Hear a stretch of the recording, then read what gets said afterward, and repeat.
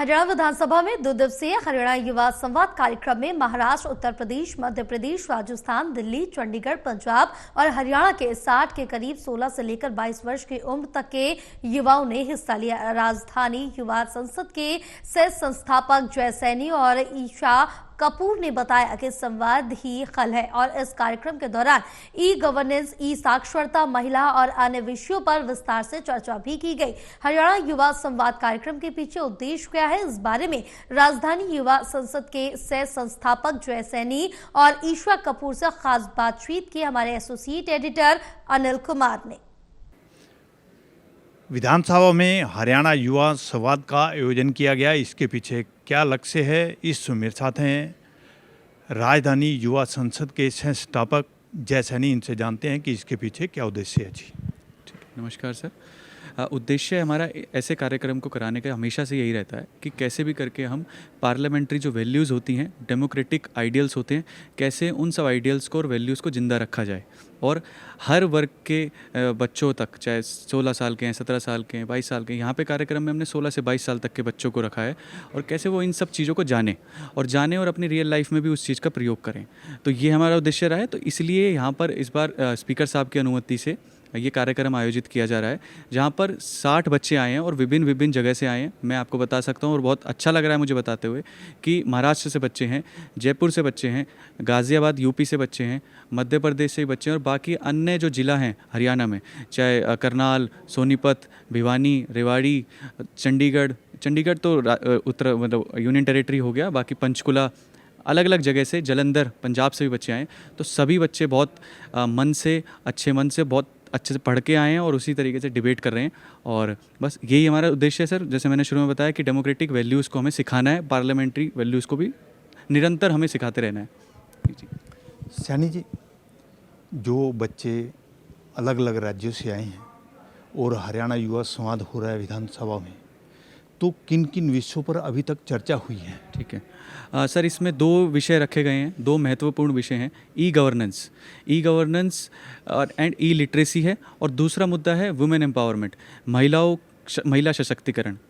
चाहे वो बहुत सारी फील्ड हैं, स्पोर्ट्स है, राजनीति है, पढ़ाई लिखाई है, अर्बन रूरल डेवलपमेंट, हर जगह महिला सशक्तिकरण और ई गवर्नेंस, ये 2 मुद्दे हैं। इन दोनों मुद्दे पर दो दिवसीय चर्चा होगी। आज बच्चे चर्चा कर रहे हैं और कल भी इसी चर्चा मतलब इन्हीं विषय पर चर्चा कंटिन्यू होगी। और मैं आपको एक चीज़ और बताना चाहता हूँ कि यहाँ पे ये बच्चे बिल भी पेश करेंगे, जो इन्होंने बिल बनाए हैं। अपोजिशन ने भी अपना बिल बनाया है और रूलिंग साइड ने भी अपना बिल बनाया है। रूलिंग मतलब मेजोरिटी और अपोजिशन माइनॉरिटी। तो नेता पक्ष और नेता प्रतिपक्ष दोनों ही बिल्स को मतलब पटल पर रखेंगे और उस पर डिस्कशन कल विस्तार से होगा उस पर। जी, मेरे साथ इस समय राजधानी युवा संसद के संस्थापक ईशा कपूर भी हैं। इनसे जानते हैं कि जिन विषयों पर चर्चा हो रही है, इसको लेकर कहाँ कहाँ अभी तक कार्यक्रम किए गए हैं और क्या राजनीति कैसे स्वच्छ रखी जाए, इसको लेकर भी कोई चर्चा की गई है। जी धन्यवाद। राजनीति स्वच्छ कैसे रखी जाए, वो ये बच्चे हमें अपने ही जब ये डिस्कशंस करते हैं तो अपने आप ही हमें उदाहरण दे देते हैं कि कैसे हम चीज़ों को बेहतर भी बना सकते हैं और क्या क्या उसके लिए सॉल्यूशंस आ सकते हैं। हमारा जो जितने भी हमारे एजेंडास पे डिस्कशन हो रहा है उसके पीछे की ना एक ही नींव है और वो छोटी सी नींव है, संवाद ही हल है, जो हमने हर जगह अपने ऑब्जेक्टिव्स में लिखा। हमने बताया कि हमारा कारण ही है इस तरह के कार्यक्रम को करने का। अब यहाँ पे क्योंकि हम सीमित रह रहे हैं 2 तरह की बातों पे, जो है वुमेन एम्पावरमेंट और डिजिटल लिटरेसी, ई लिटरेसी जिसे हम कहते हैं, और इन्हीं 2 दिनों में हमें क्वेश्चन आवर भी करना है, हमें यहाँ पे बिल्स भी प्रेजेंट करवाने हैं, इन्हीं दिनों में हमें दोनों मुद्दों पे डिस्कशंस भी कराने हैं। तो बच्चे उसी तरह से यहाँ पे आगे अपनी डिबेट को बढ़ाएंगे। जहाँ तक बात है अभी तक किस तरह के कार्यक्रम यहाँ हुए हैं, दिल्ली में हमने दिल्ली विधानसभा में पिछले ही साल इस तरह का एक कार्यक्रम किया था।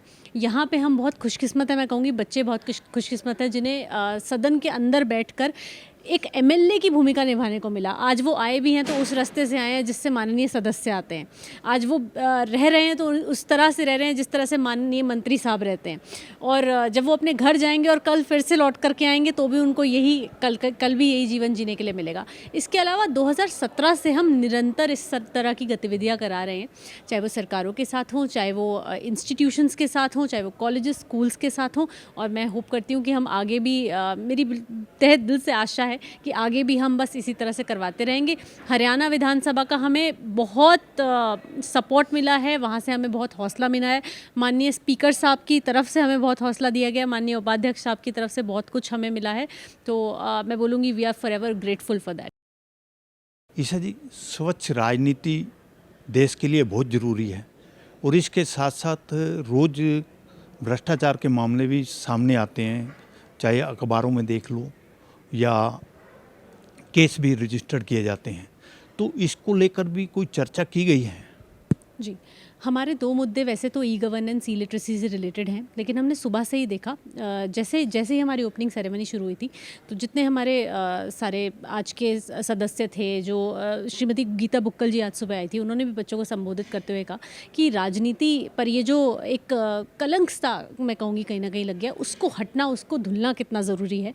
हालांकि वो काफ़ी हद तक धुला भी हुआ है, बट जब भी हमें एक छोटी सी भी ऐसी खबरें सामने आ जाती हैं तो वो देश हित में नहीं होती। और हमारा उद्देश्य ही ये है इन सब चीज़ों को कराने के पीछे कि देश हित सर्वोपरि हो, सबसे ऊपर देश का हित हो, मुझसे पहले मेरा देश हो। जैसे कि हम अभी बात भी कर रहे थे कि काफ़ी सारी कंट्रीज़ को, जिनको हम कई बार आइडियल लेके चलते हैं किसी चीज़ों में, वहाँ पर ये माना जाता है पेट्रियाटिज़म की स्पिरिट सबसे ऊपर है। बस वही ये हमारे बच्चों में भी पैदा हो, हमारे यूथ में भी पैदा हो, हम में पैदा हो, मुझ में रहे। इसी चीज़ को हम लेकर चलें और हम पूरी कोशिश करें कि ये बात चर्चा में बार बार आती रहे, बार बार ये रियलाइज़ होता रहे कि इसकी अपने आप में महत्व कितना है।